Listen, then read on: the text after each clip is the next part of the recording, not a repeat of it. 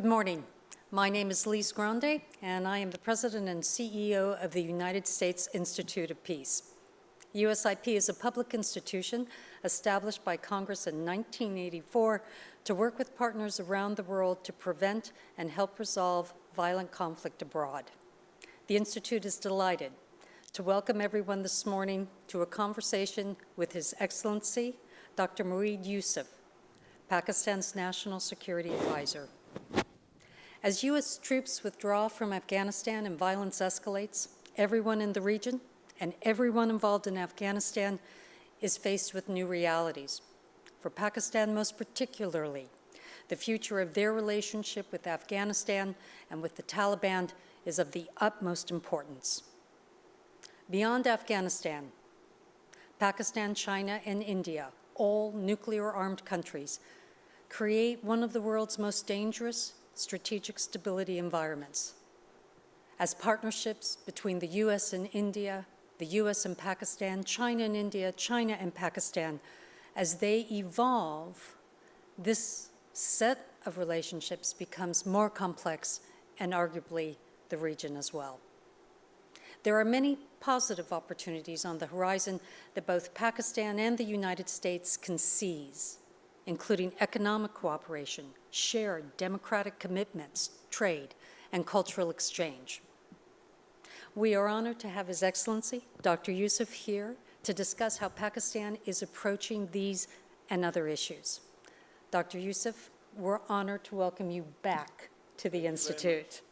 We're also delighted that Ambassador Richard Olsen will be moderating our conversation. Ambassador Olsen is the former U.S. Special Representative for Afghanistan and Pakistan and the former ambassador to Pakistan. Ambassador Olsen is now a senior advisor for the Institute's Asia Center. Pakistan has been a central focus of the Institute's Asia program for the past 10 years, and we have been present and active in Pakistan since 2013.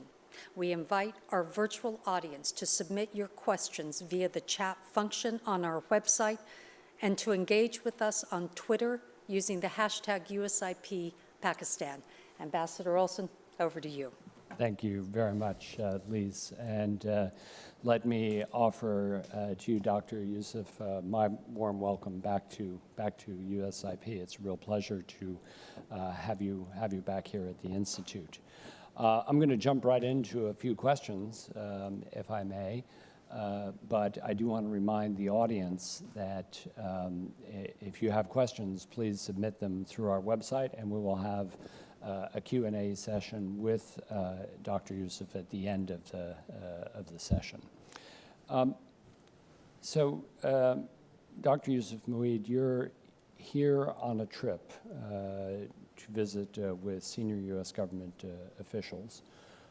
I wonder if you can give us a sense of the objectives of your visit and whether they were achieved and what you see as the future of the U.S.-Pakistan relationship and whether cooperation is on the cards.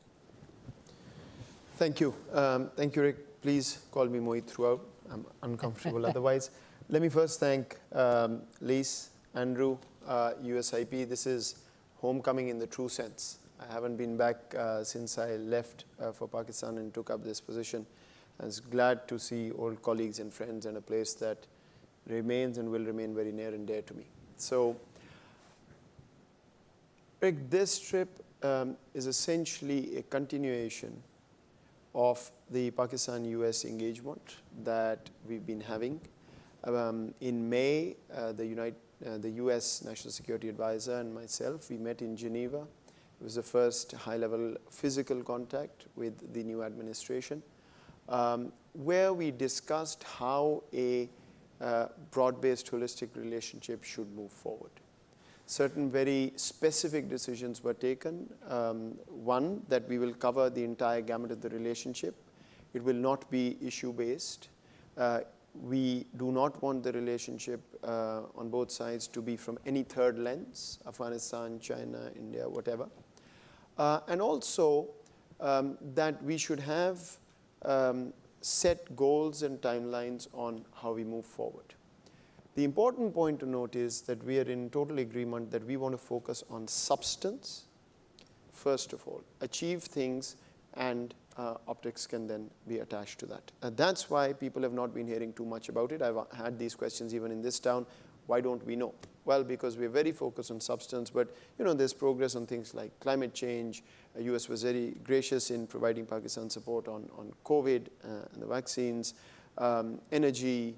Of course, Afghanistan is the urgent and the immediate, and I know you won't let me go without spending some time on it, so we'll come to that. The meeting I had with my counterpart was a follow-up, essentially to see where we are, take stock, what is, where we need to change how things are going and where things are okay. I have to say it was a very fruitful trip. We were well received. I was personally very well received, but I think we were well received.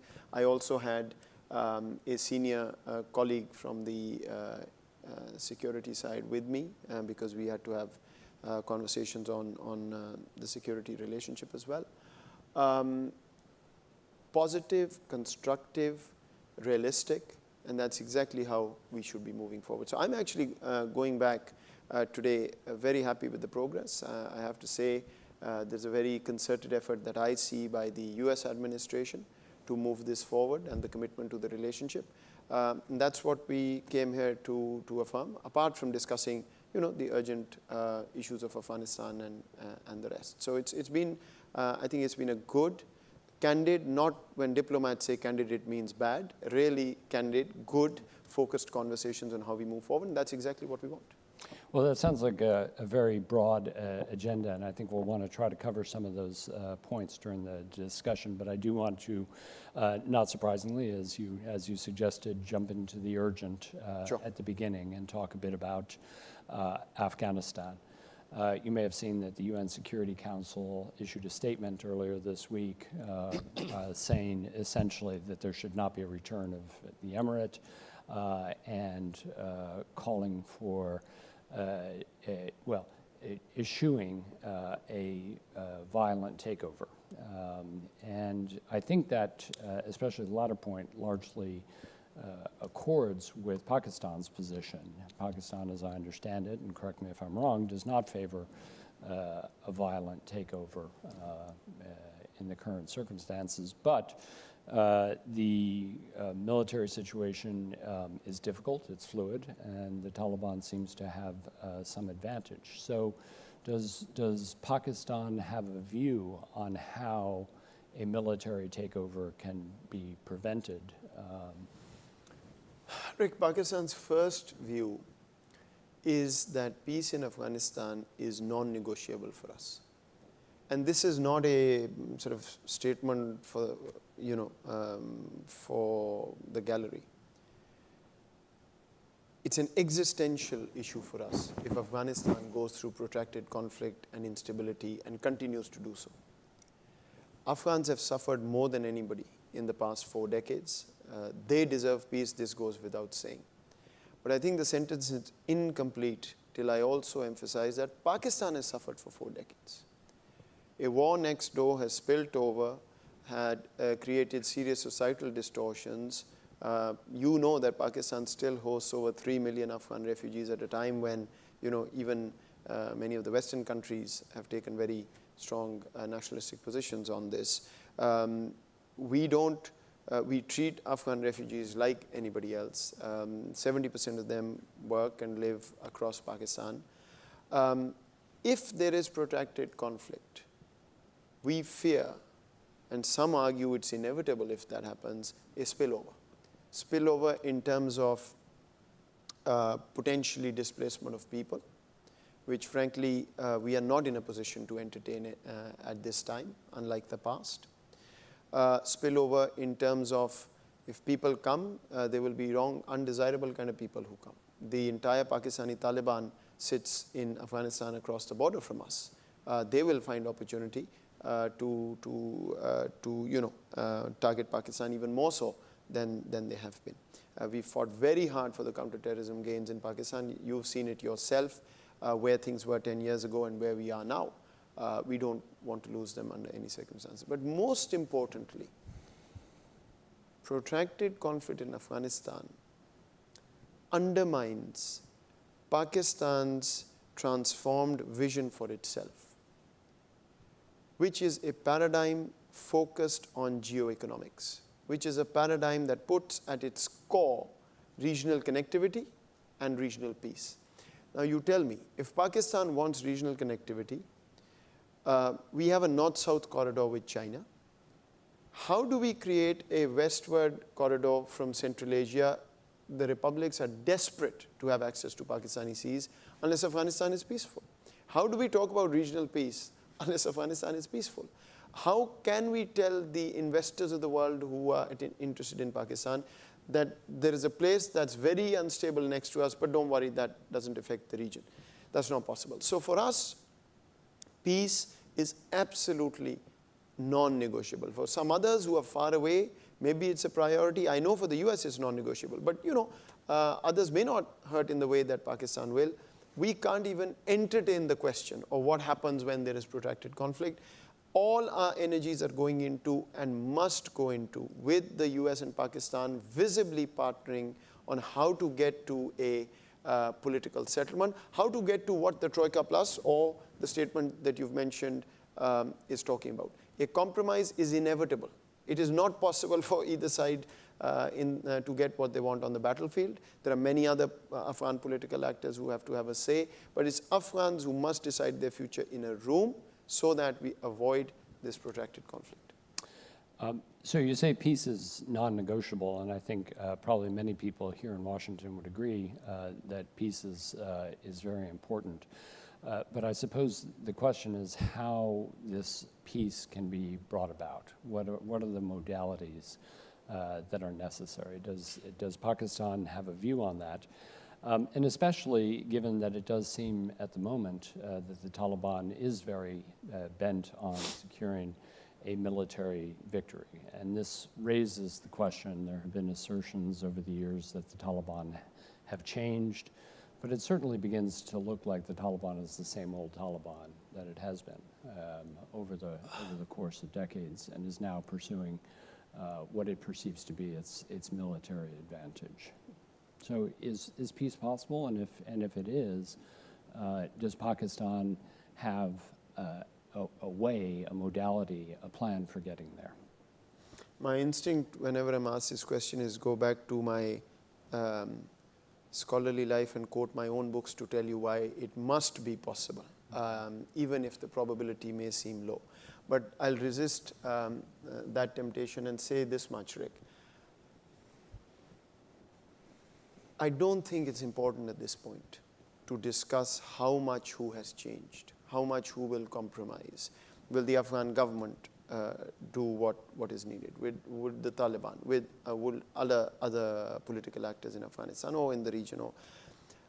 I think we have to test the proposition.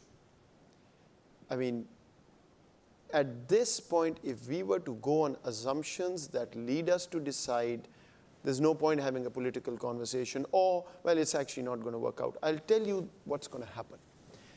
And this is, I think, something that needs to be appreciated more. For Afghans on the ground, but more so, equally so for Pakistan. 1989, 90, 91, 92, and the rest of the 90s are like yesterday. Unless people on the ground are convinced that under US leadership, political leadership, there is an emphasis, a reinvigorated emphasis on seeing the political process through to its logical conclusion, I'm afraid people may think that they have to fend for themselves, because that's the history. I'm not saying that's correct.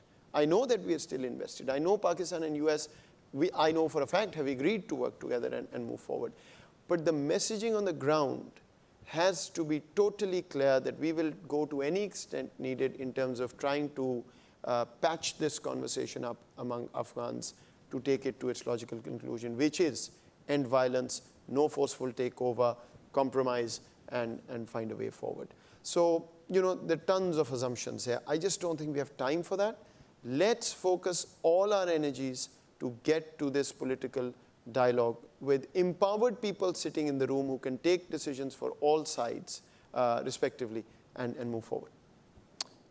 Last question, Moeed, on Afghanistan. Wow, that's easy. Good. Well, maybe we'll come back. Sure we will. When you talk about U.S. leadership, what would Pakistan want to see? What would be evidence of U.S. leadership? What is needed in the current moments that perhaps is not being done? First of all, I want to be clear again. The U.S. is engaged, is committed to being engaged, and I think it's unfair when sometimes in our region the narrative is different. But we have to work more to make this clear that we are both on the same side and working on this. I will say sometimes the noise around, the public noise around, I've been very amused having seen me quoted during this trip of things that I had not remotely implied. But that noise then gives a different impression sometimes. But the reality is that we're working together. We are looking towards how to bring this in one place. The methodology can be different. But the signal of a strategic political leadership of the U.S. remaining, the U.S. has to lead this, otherwise this will not, I don't think this will go where we want it to. Of course, the U.S. has to be in the room. And Pakistan will continue to facilitate this conversation as much as we can to get to the outcomes that Troika Plus and everybody else has put out. So I think, I mean, I'm nobody to say what the U.S. should do. I think Pakistan and the U.S. must be seen publicly to be pushing as hard as we can on the same side. Now, there's always this conversation about, oh, what can you do and what can I do? I think that's also the time has passed for that. What we need is to know that here is where we want to go. Here are the parameters acceptable to everybody. As we've discussed, everybody will compromise. The Afghan context will dominate. Rights have to be protected in an Afghan context. They have to agree on the constitution, no forceful takeover, everything, right? As long as we can get all actors to agree to those parameters, then it's up to them to sit together and figure out what future they want for their country. Whatever methodology anybody thinks is useful for that, that should be applied. But Rick, the important point is we have days, we can't afford weeks and months. So this has to move as fast as we can, because the situation, as we know, is very fluid, and we shouldn't wait to see where that goes. The final thing on this I will say, we have been very disappointed as a country, extremely disappointed at what the kind of rhetoric and attitude that has been coming out of Kabul towards Pakistan. No other country has done more. And people in Pakistan feel very disappointed or disturbed when this happens. I don't want to, I mean, you know more than me what's been coming. Everybody has to work together at this time. It is not right to take a position where the policy seems to be to use Pakistan as a scapegoat and transfer all blame on Pakistan. Everybody's made mistakes, right?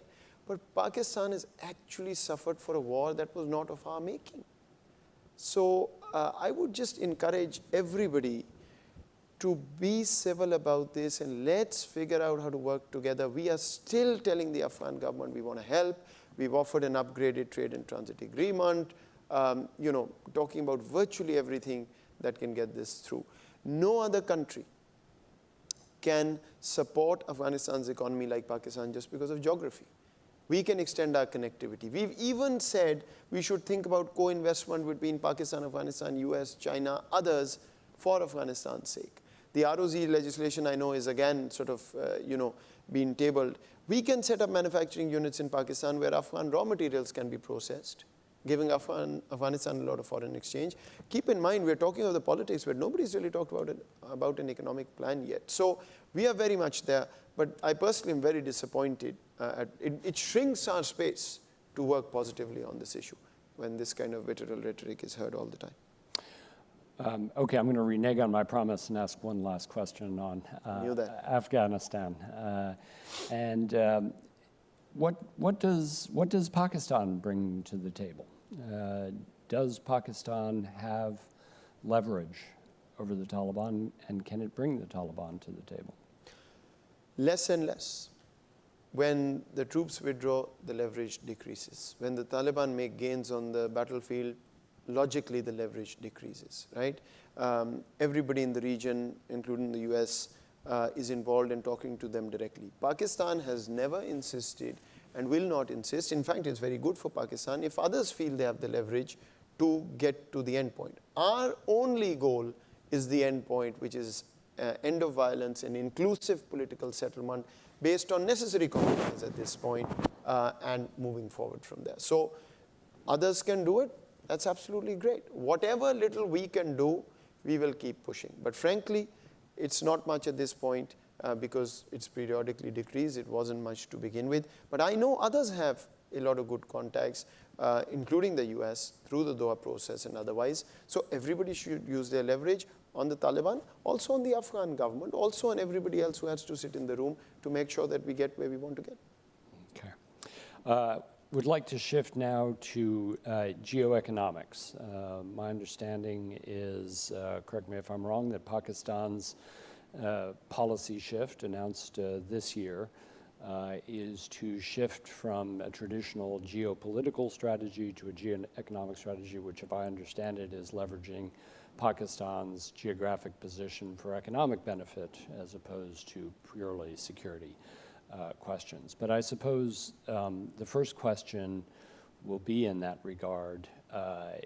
Don't outfits like the Pakistan Taliban get a vote in this equation?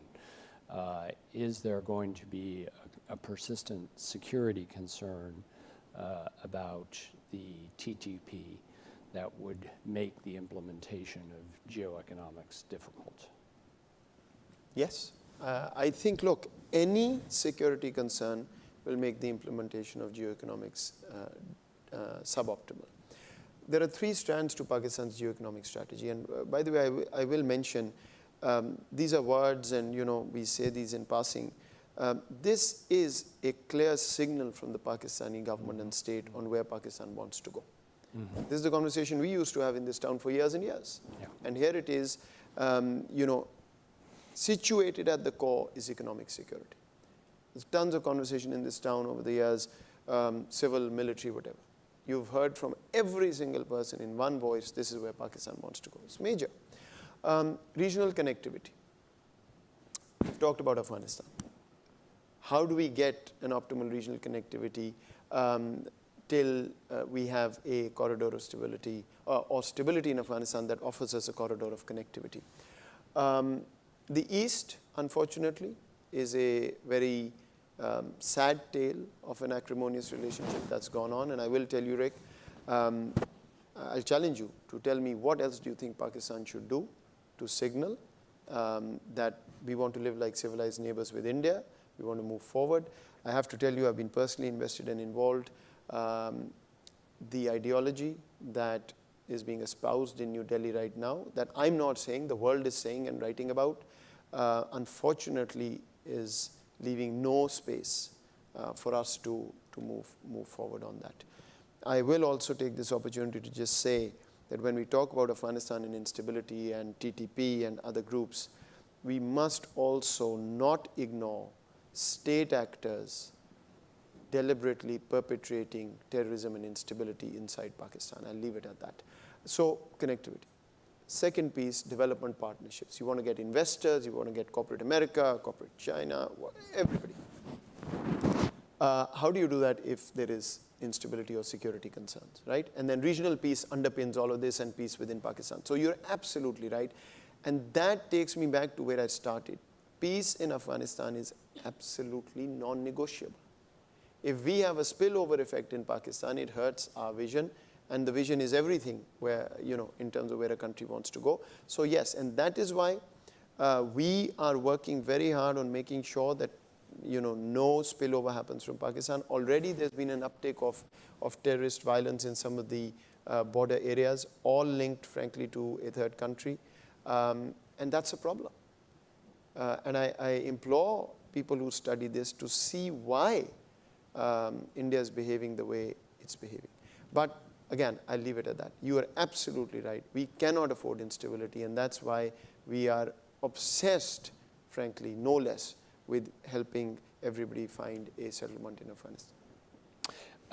In shifting the conversation with the United States and others to being about economics rather than about geostrategy, one of the questions that naturally arises is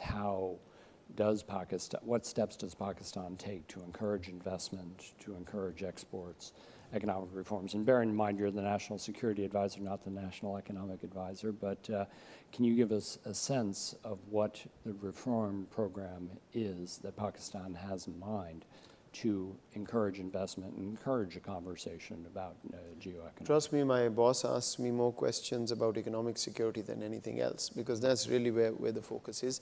And traditional security as it's linked to economic security, your earlier question. Look, Rick, I mean, I'm not here to tell you that Pakistan has been a heaven for investors or anything like that. All developing countries have challenges, bureaucratic challenges, red tape. Pakistan has had its fair share.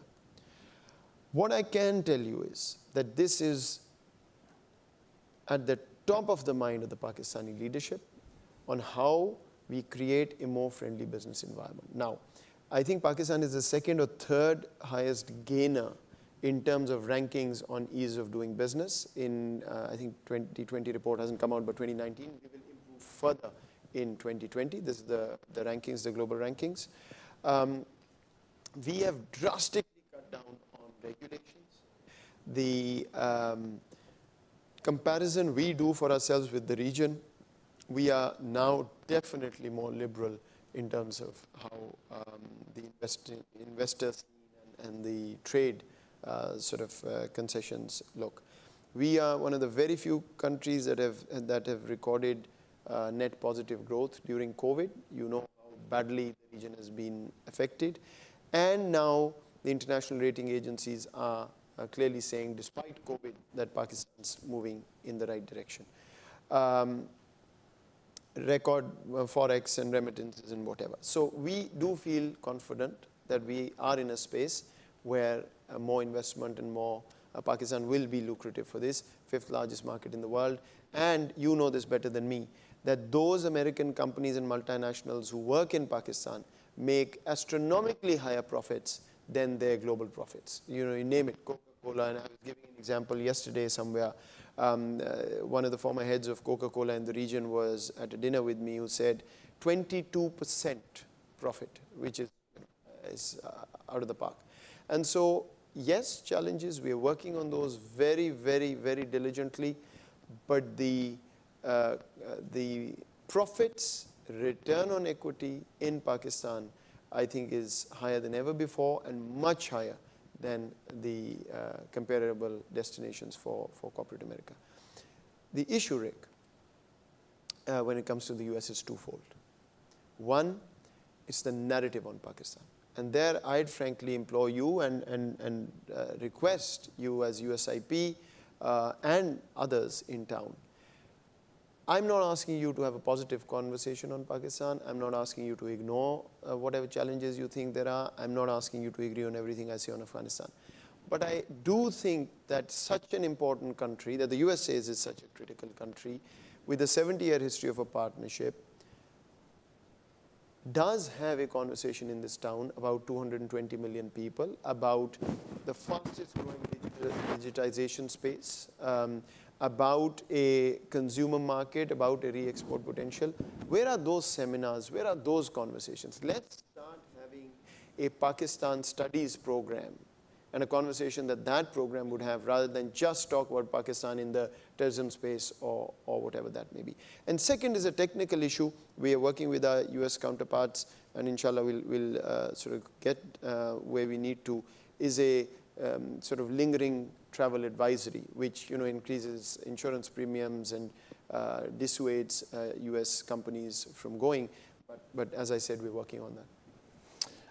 Thanks for that. You've alluded a couple of times to your relationship with India. And I wanted to ask you a bit more about that. Obviously, the relationship from Pakistan's perspective is very difficult, but there did seem to be some moments of hope earlier this year. There was a ceasefire along the line of control, which is quite significant. And there are persistent rumors of perhaps a back-channel negotiation between Islamabad and Delhi. Is there any prospect for movement on the India-Pakistan relationship? There's every prospect of movement, and Pakistan does, in all earnest, want to live like a civilized neighbor. If I'm talking geoeconomics, how can you have your eastern border closed in terms of connectivity? South Asia is the least integrated region in the world. You know that. There is every prospect of moving forward if India is serious, is willing to create the enabling environment, and that requires it to reverse what it's done in Kashmir, because for Pakistan, the issue of the disputed territory cannot be wished away or relegated to secondary importance. These are human beings who we're talking about, and I have to tell you, if this were happening anywhere else in the world where interests of other countries aligned better, you would have heard every single day of what is happening in the occupied territories. We are not hearing that, and that is unfair to the humans called Kashmiris. Forget about the territorial part of this, right? So I think more needs to happen there just on humanitarian grounds. The situation is horrible, has been horrible. But we, as the Pakistani Prime Minister has said, you take one step, we'll take two steps. That's why we agreed to have contact. We did have contact, and I have to tell you, let me just say this. If India is sincere, Pakistan is ready. We don't see the signs. I'd like to shift this a little bit to talk about the relationship as it involves China. Of course, China and India have had border clashes ongoing, sometimes quite heated.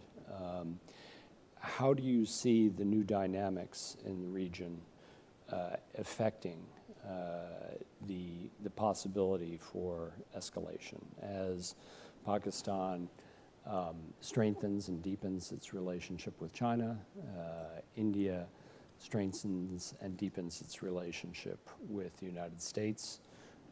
Do you see a greater possibility of a polarization in strategic terms in the region? That's not Pakistan's goal. That's not Pakistan's interest. Pakistan is actually opposed to that.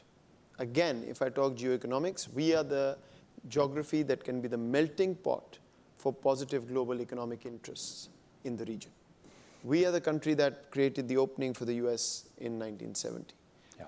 We are still the country that has very good ties with the US and China and the EU and others.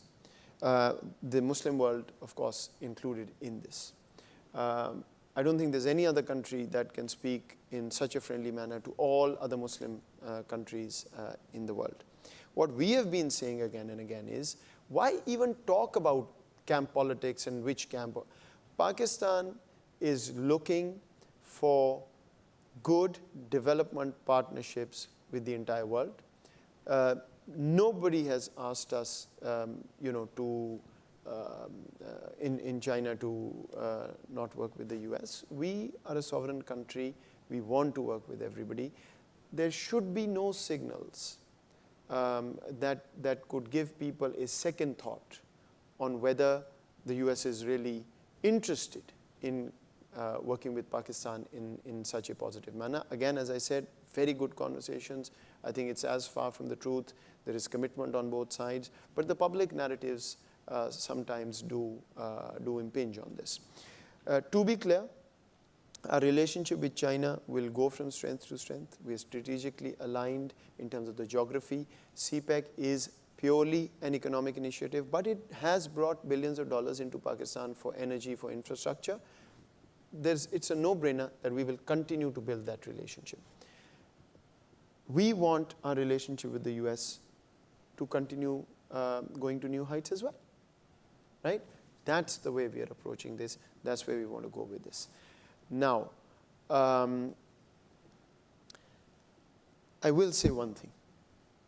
A lot of times the conversation is about Pakistan and China, India and the US.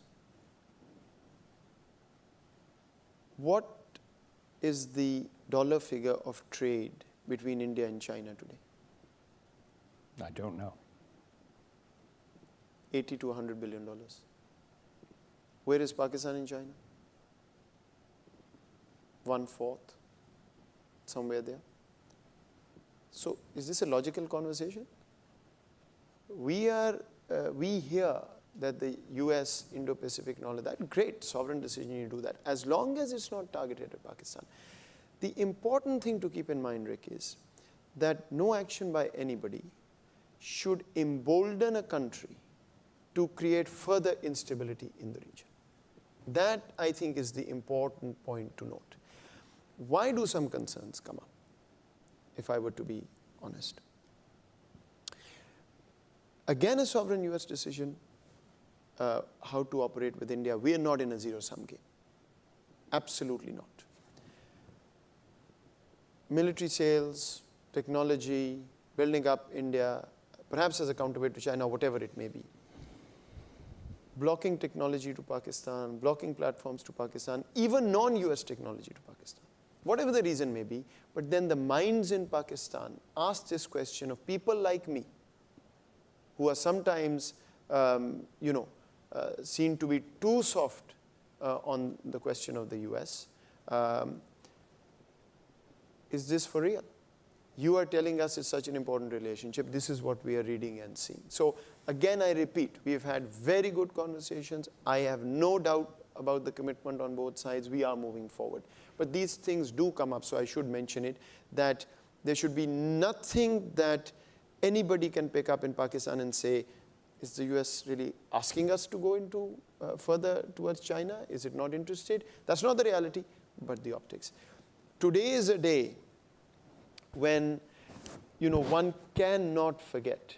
It coincidentally happens to be the 5th of August, 2 years from India's unilateral and blatantly illegal actions in Kashmir. Now, what are we saying for regional stability and moving forward? What we are saying is, there is international law, just follow that. There's international humanitarian law, there is human rights paradigms, there's the UNSC resolutions, just follow that. Pakistan and India have bilateral agreements, the Shimla Accord, through which we have to solve all problems bilaterally. Just follow that. And we will get to a solution according to the rules and norms of international law. What we are picking up is everything 180 degrees diametrically opposed and largely silenced from the world. That's what bothers us. And today happens to be the day, so I must mention it's been 2 years. And all we are saying for now, have the humanitarian conversation first at least. Let's get lives back to normal and solve the problem as per UNSC and other resolutions. One of the concerns, of course, about India and Pakistan is that there have been periodic crises along the line of control, and the ceasefire, as I mentioned, is most welcome in that regard. But in the crises in the recent past, Pulwama, Balakot, there was seemed an escalatory cycle that was in danger of getting out of control. In the past, the United States has tried to play a helpful role in that regard. I've done that myself in a previous life. Is that role changing? Is there an expectation that China will play more of a role in de-escalating crises? Is China interested in de-escalating crises? Does it have the credibility on both sides, and is the U.S. being replaced in that regard? You know that my last book was on India-Pakistan crisis and looking at third-party intervention. I have to say, thankfully, I haven't thought about my book at all since I left. But as a policy person now, I think that's not the conversation I'm entertaining. As a scholar, maybe. As a policymaker, the conversation I am more interested in is what are the factors, the variables, and the developments that may make a crisis more likely. I want to prevent. I don't want to manage, right? Yes, of course, we have to, have those protocols and whatever that may be.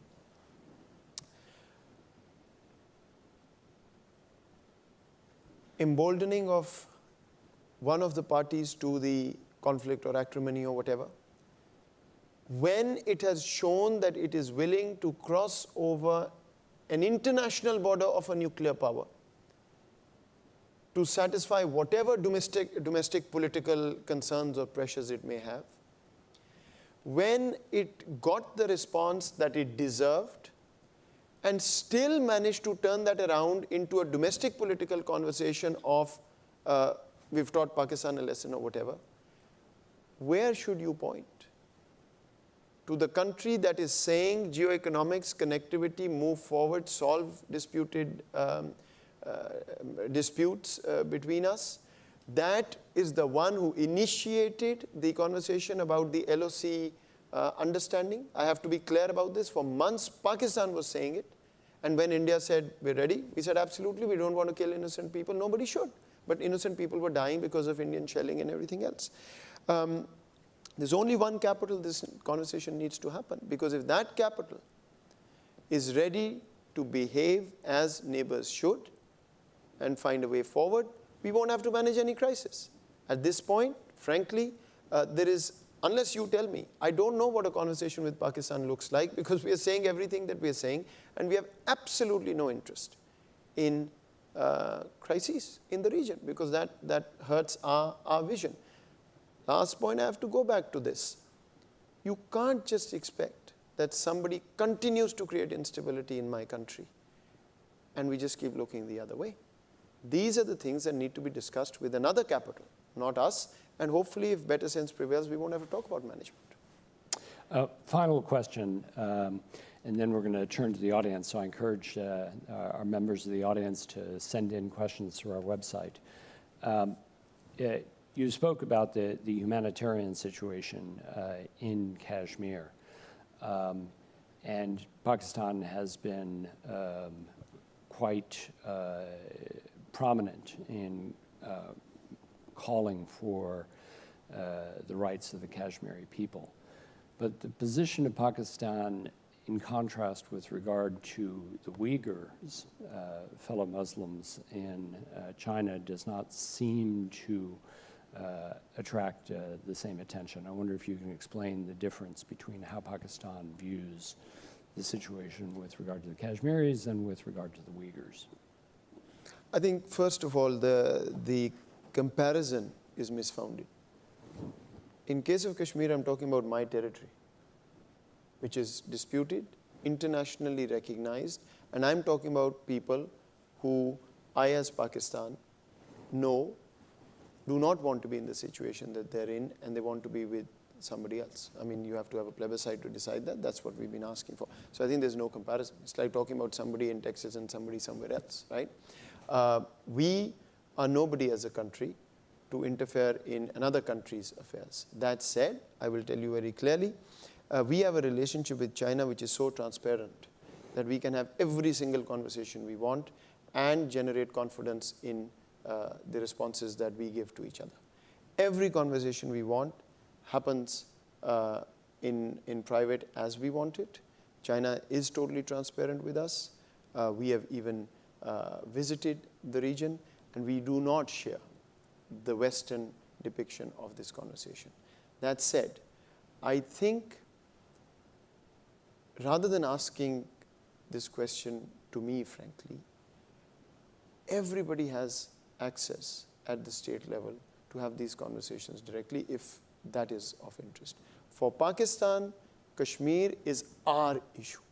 And I think it's very unfair to compare it with anywhere else, frankly, not only that. But as I told you, our relationship is so confident, so transparent, that we can have any and every conversation we want and get comfort out of that. Okay, thank you. Let's turn to questions from the audience. So your recent interview in the Financial Times touches on a lack of a phone call between President Biden and Prime Minister Khan. Do you feel that the mistrust between Pakistan and the Biden administration is so high that President Biden is not willing to engage with PM Khan? I'm so glad this question has come up. Sometimes I don't understand how media operates. You read your own interview and then you say, really? Look, we are talking substance, Rick. I'm not here to discuss, form and optics. Those come with substance, right? Mm-hmm. If President Biden makes a call to the Pakistani Prime Minister, we'll welcome it. If for whatever reason there is a decision or an inability or a schedule which doesn't allow it, that's fine. We are moving on substance. I'm here talking. If there was distrust, if there was some signal, would I be here? I think a non-issue has been made into such a big issue. Interestingly, the same Moeed Yusuf, interviewed by the same US media, look at what Bloomberg has reported, look at what AFP has reported, and whatever, right? The point is very simple. We should focus on substance. This noise will continue. And there are reasons for this noise, and I've told you this. Some in Pakistan question, is this for real? Is it going where, we are saying it's going? So the more visible the progress is, the better it is. But it should be based on reality. It should be based on whatever we are doing. This, I think, somebody scored points. Good luck. It's not a conversation. We're not bothered. Whenever we want to talk, we talk. Simple as that. So it's a non-issue from your perspective. You tell me. Yeah. When you talk substance, right, why would this conversation even come up, frankly? Right? Whenever, we welcome it. Whenever not, if the substance wasn't working, I would be saying something very different, because the substance is working so well. I know it is not a question of any mistrust or any signal or anything like that. Let's leave this aside. This noise is not good for the relationship. We need to move forward. That's it, and we are moving forward. Okay, speaking of media noise, we have a question on media freedom. During the past 3 years, Pakistan has witnessed a dangerous clampdown on freedom of expression and media. While Pakistan claims to have pivoted away from security concerns, the state has justified silencing journalists based on security. How would you reconcile this, and what threat do you see journalists as posing to Pakistan's security? Sorry, I'm reading it because it's easier that way. Pakistan has had an issue in terms of security of journalists in the past because of the insecurity in some regions of Pakistan. When we were going through that counterterrorism campaign, we have 80,000 direct affectees, $150 billion lost. And in that period, yes, our children were being blown up, right? Pakistanis were being martyred every single day. And so, yes, it wasn't a completely safe environment, no question about it. Since then, nobody can say that Pakistan is in the position it was and it is now. Now, I would just urge everybody to make sure we don't jump to conclusions about any lack of freedom or action on any count when you see the first tweet about something. Pakistan is a country that has struggled in the West, unfortunately, and I would say very unfairly, in the narrative domain. So it sticks. You say something and somebody else says something negative about Pakistan, it sticks. There's almost an urge, I find sometimes, because the negativity makes a story.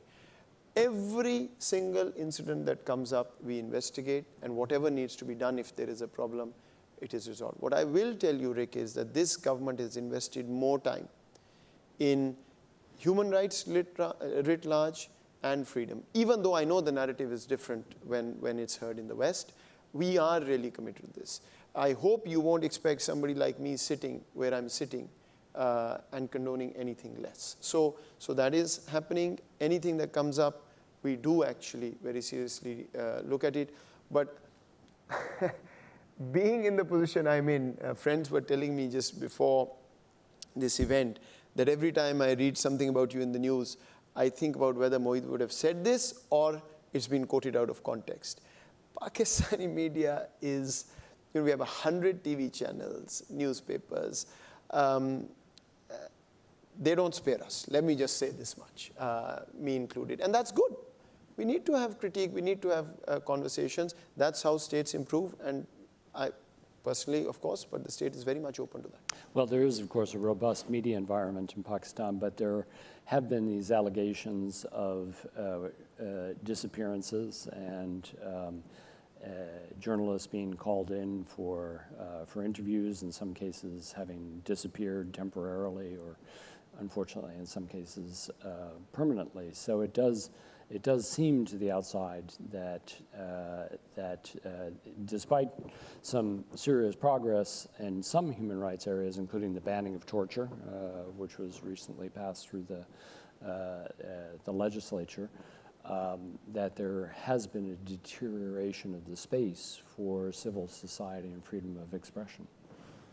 I wouldn't agree with that at all. I wouldn't agree that there's been deterioration in any way. I mean, I've been part of the civil society for so long, worked there, ran a US organization in Pakistan. There are challenges, there's no question about it, as there are in any other country. Frankly, if you look at the civil society space in the region, the trend is going in the opposite direction. I mean, look at India, look at other countries. Pakistan is not at all signed up to that. Let me just say this much. We have zero tolerance for any incidents that bring bad name to Pakistan. And media freedom is probably top of the list because it's the media, right? You've seen in Pakistan, Rick, the media cover and talk about Pakistani officials in a way that I promise you will not be tolerated for 1 second in this country. Just go back and look at what the media has said about Pakistan's National Security Advisor, Pakistan's Army Chief, Pakistan's Prime Minister, everybody. There's not what response have we given. And I can tell you about myself, I don't know about others.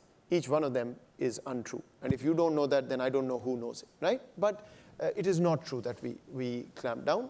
If there are incidents, if there are any weaknesses, we are working on that because each story gives us a bad name, and we don't want that. Next question, and I'm going to still read it so that our audience knows what we're talking about.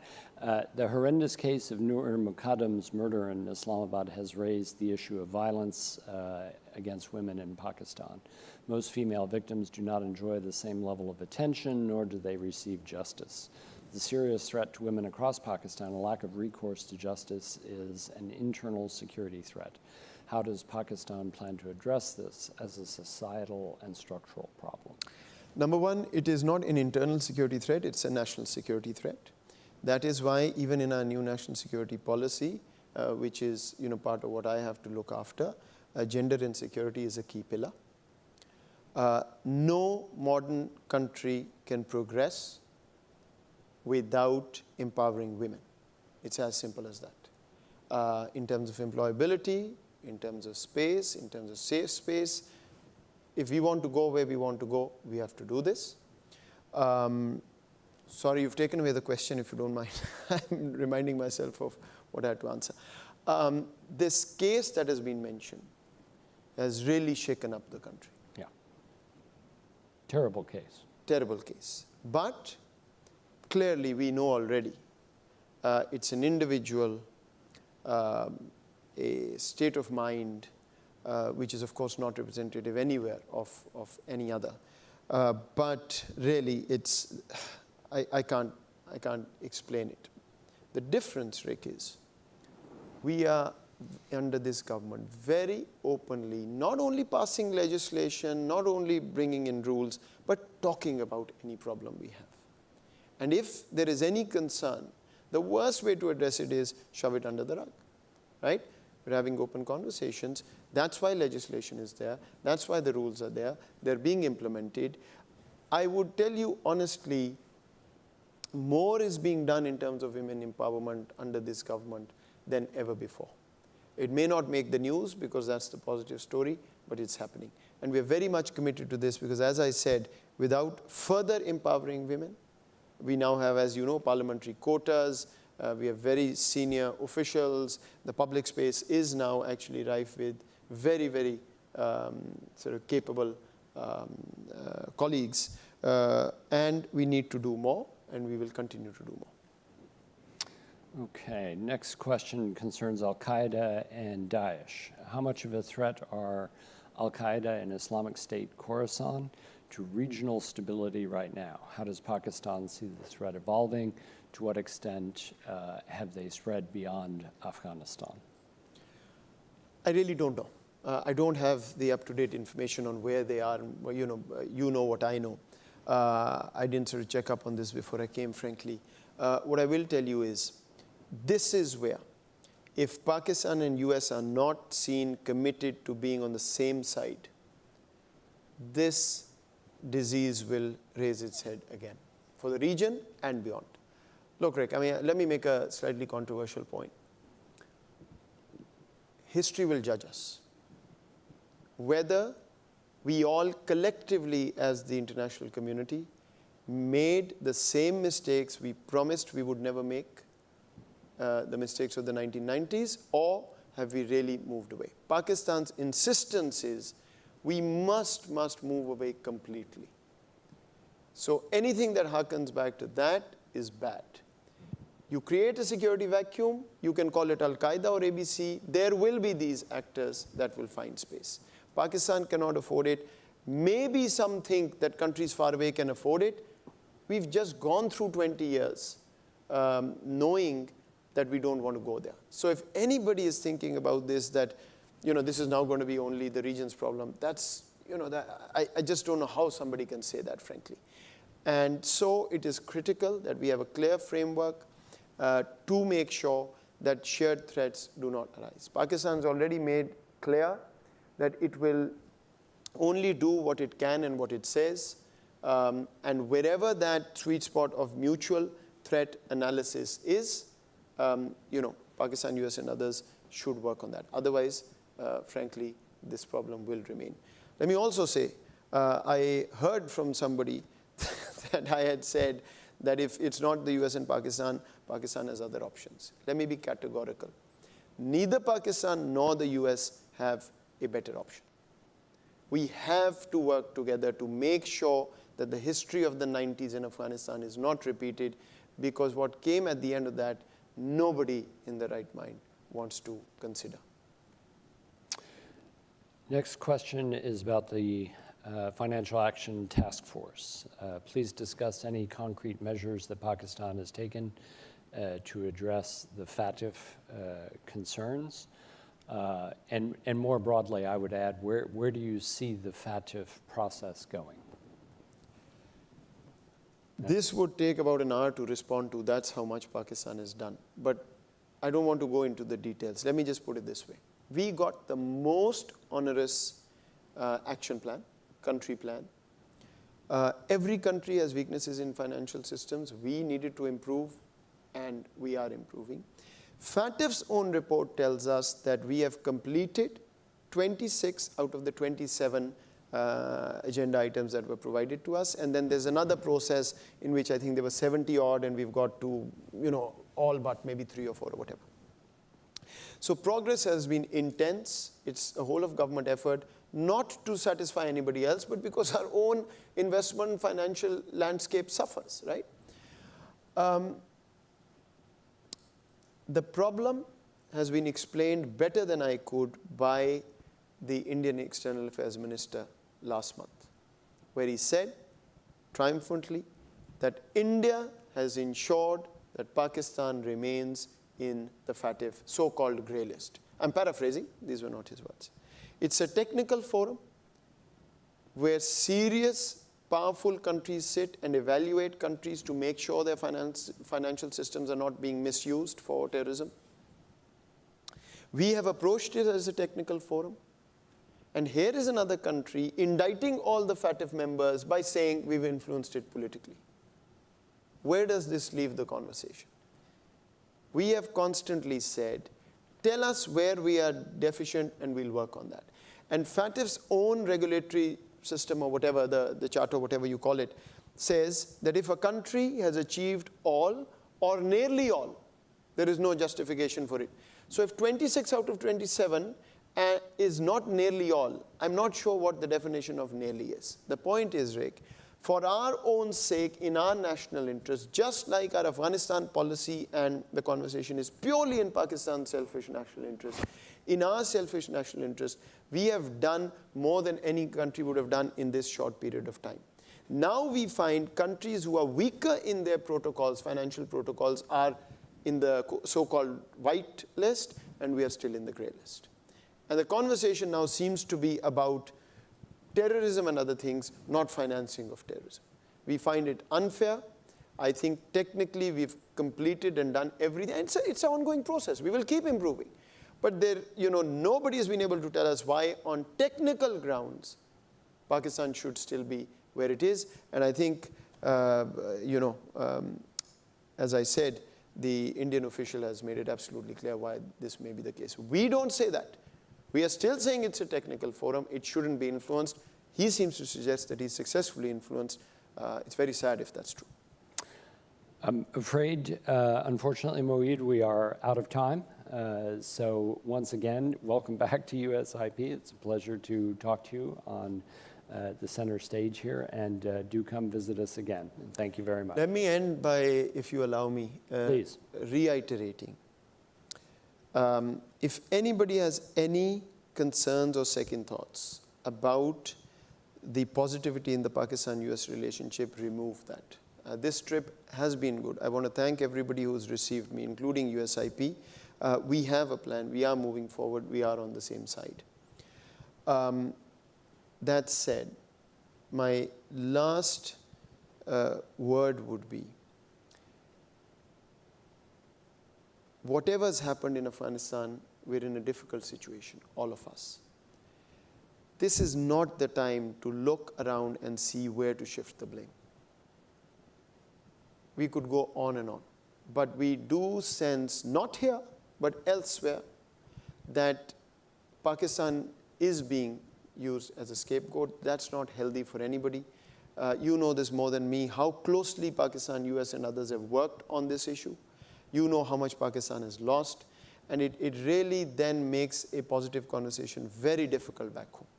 When we hear this, and then people start talking about, is the US serious? It's got nothing to do with the US, but that conversation happens. So let's remain positive. Again, a very, very good trip. But the best part of that trip has been that I've come back to USIP. I'm sitting in the chair opposite to what I'm used to. Thank you very much for receiving me, Lise and Andrew. And anything we can do for you back home, you're always available. Thank you so much. Thank you. Thank you.